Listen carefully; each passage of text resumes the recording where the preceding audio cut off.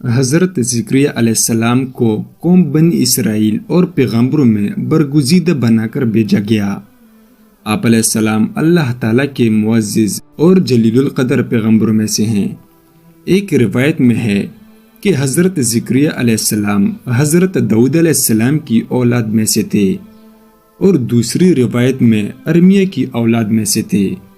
بیان کیا جاتا ہے کہ دن گزرتے گئے، ابراہیم اور یعقوب کی نسل سے کچھ نیک لوگ پیدا ہوئی جن کو آل عمران کے نام سے یاد کیا جاتا ہے۔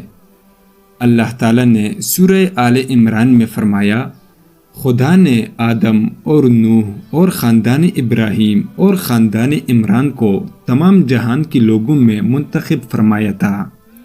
ان میں سے بعض کی اولاد تھے، اور خدا سننے والا اور جاننے والا ہے۔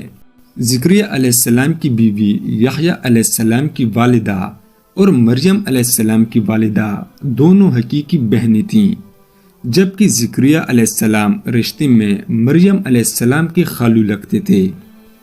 حضرت عمران علیہ السلام کی بیوی نے منت مانی تھی کہ جو بچہ پیدا ہوگا اسے بیت المقدس کی خدمت کے لیے وقف کر دیں گے۔ حضرت مریم علیہ السلام کی پیدائش کے بعد جب انہیں بیت المقدس میں لایا گیا تو ان کی کفالت کی ذمہ داری اللہ تعالیٰ نے حضرت زکریا علیہ السلام پر ڈالی۔ آپ علیہ السلام بنی اسرائیل میں معزز شخص مانے جاتے تھے۔ حضرت زکریا علیہ السلام کی کفالت میں مریم علیہ السلام نے بہت اچھی طرح پرورش پائی، اور وہ نیک، عبادت گزار اور بہت زیادہ سچ بولنے والی تھی۔ سورہ آل عمران میں ارشاد ہے، تو پروردگار نے اس کو پسندیدگی کے ساتھ قبول فرمایا اور اسے اچھی طرح پرورش کیا، اور زکریا کو ان کا متکلف بنایا۔ زکریا جب کبھی عبادت گاہ میں اس کے پاس جاتے تو اس کے پاس کھانا پاتے۔ یہ کیفیت دیکھ کر ایک دن مریم سے پوچھنے لگے کہ مریم، یہ کھانا تمہارے پاس کہاں سے آتا ہے؟ وہ بولے، خدا کے ہاں سے آتا ہے، بے شک خدا جسے چاہتا ہے بے شمار رزق دیتا ہے۔ بخاری و مسلم، ترمذی و نسائی کی حدیث ہے کہ آپ صلی اللہ علیہ وسلم نے فرمایا، وہ یعنی کہ مریم علیہ السلام اپنے زمانے میں سب سے افضل عورت تھیں، اور اس امت میں خدیجہ رضی اللہ عنہا سب سے افضل عورت ہیں۔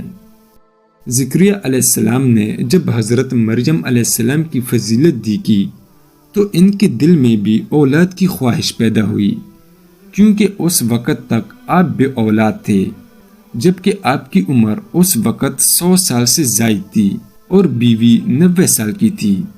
اولاد کی شدید تمنا کے باعث انہوں نے اللہ سے مدد مانگی، جس کا ذکر یوں آتا ہے، یہ تمہارے پروردگار کی مہربانی کا بیان ہے جو اس نے اپنے بندے زکریا پر کی، جو میری اور اولادی یعقوب کی میراث کا مالک ہو، اور اے پروردگار اس کو خوش اطفار بناؤ۔ زکریا علیہ السلام اپنے دور میں اکیلے ہی نبی تھے۔ ان کے دور میں اصحاب و رشتہ دار میں کوئی قابل آدمی نہ تھا، تو ہم نے ان کی پکار سن لی اور ان کو یحییٰ بخشے، اور ان کی بیوی کو ان کے حسن معاشرت کے قابل بنا دیا۔ یہ لوگ لپک لپک کر نیکیاں کرتے اور ہمیں امید سے پکارتے اور ہمارے آگے عاجزی کیا کرتے تھے۔ زکریا علیہ السلام یہ سن کر خوش ہوئے اور حیران بھی، کہنے لگے، پروردگار، میرے ہاں کس طرح لڑکا ہوگا جبکہ میری بیوی بانجھ ہے اور میں بڑھاپے کی انتہا کو پہنچ گیا ہوں؟ اللہ تعالیٰ نے جواب دیا، حکم ہوا کہ اسی طرح ہوگا۔ تمہارے پروردگار نے فرمایا ہے کہ مجھے یہ آسان ہے کہ میں پہلے تم کو بھی پیدا کر چکا ہوں اور تم کچھ چیز نہ تھے۔ زکریا علیہ السلام نے عرض کیا کہ اے پروردگار، میرے لیے کوئی نشانی مقرر فرما دیجئے۔ فرمایا، نشانی یہ ہے کہ تم صحیح و سالم ہو کر بھی 3 دن اور رات لوگوں سے بات نہ کر سکو گے۔ چنانچہ جب وہ وقت آیا کہ آپ علیہ السلام بول سکتے تھے مگر بول نہ پائے، اور صبح و شام اللہ کی عبادت میں مصروف رہتے، یہ نشانی تھی کہ ان کے ہاں بچہ پیدا ہونے والا ہے۔ پھر وہ عبادت کے حجرے سے نکل کر اپنی قوم کے پاس آئے تو ان سے اشارے سے کہا، صبح و شام خدا کو یاد کرتے رہو۔ اللہ تعالیٰ نے سورہ آل عمران میں فرمایا، وہ ابھی عبادت گاہ میں کڑے نماز ہی پڑھ رہے تھے کہ فرشتوں نے آواز دی کہ زکریا، خدا تمہیں یحییٰ کی بشارت دیتا ہے جو خدا کے فیض یعنی عشق کی تصدیق کریں گے اور سردار ہوں گے اور عورتوں سے رغبت نہ رکھنے والے اور خدا کے پیغمبر یعنی نیکوکاروں میں ہوں گے۔ اللہ نے انہیں یحییٰ کے روپ میں انتہائی فرما بردار، نیک، صالح، پرہیزگار اور عبادت گزار بیٹا عطا فرمایا۔ زکریا علیہ السلام اللہ تعالیٰ کا شکر بجا لائے اور قوم بنی اسرائیل کو واعظ و نصیحت کرتے رہے۔ بنی اسرائیل کی خباثت کہ جب بنی اسرائیل نے حضرت زکریا علیہ السلام کو مارنے کا قصد کیا تو آپ ظالموں سے بچنے کے لیے ایک درخت کے کوکلے تننے میں پناہ گزین ہوئی۔ جب بنی اسرائیل وہاں پہنچے تو آپ کو کہیں نہ پایا۔ اتنے میں لوگوں کے پاس شیطان آیا اور بتایا کہ جس کو آپ تلاش کر رہے ہیں وہ یہاں درخت کے اندر ہے۔ اس کے بعد بنی اسرائیل نے آپ کو شہید کر دیا۔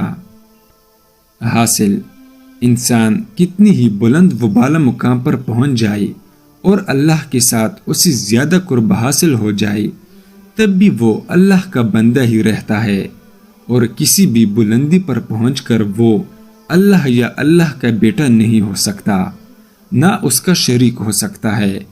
اللہ جل شانہ کی ذات پاک وحدہ لا شریک ہے اور باپ بیٹی کی نسبتوں سے پاک ہے، لہٰذا ہمیں اپنے آپ کو لمحے لمحے گمراہی سے بچانا چاہیے تاکہ اللہ کی پکڑ سے بچے رہیں۔ اس کے لیے ایمان کی مضبوطی حد درجہ لازم ہے۔